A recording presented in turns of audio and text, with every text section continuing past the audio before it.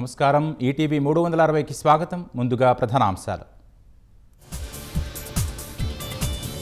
మధ్యాహ్నం తెలుగు రాష్ట్రాల సీఎంల సమావేశం. బనకచెర్లే ఏకైక అజెండాగా చంద్రబాబు సమాయత్తం. అమరావతిలో అడుగుపెట్టనున్న మైక్రోసాఫ్ట్. క్వాంటం పరిశోధనా కేంద్రం ఏర్పాటుకు సంసిద్ధత. మద్యం కేసులో మిథున్ రెడ్డిపై సిట్ లుకౌట్ నోటీస్. కస్టోడియల్ విచారణ అవసరమన్న హైకోర్టు.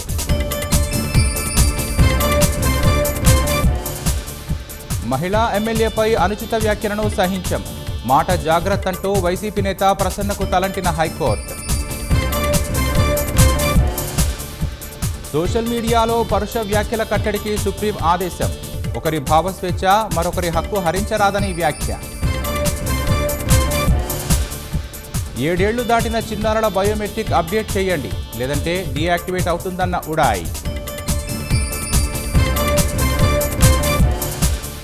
సంక్షోభం నుంచి ఉత్సాహం వైపు రాయదుర్గం జీన్స్ పరిశ్రమ. కూటమి వచ్చాక ఆర్డర్లు పెరిగాయని వ్యాపారుల హర్షం.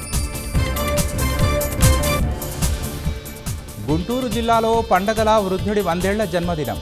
వంశవృక్షాన్ని ఒకే వేదికపై చూసి మురిసిన వీరాంజనేయులు.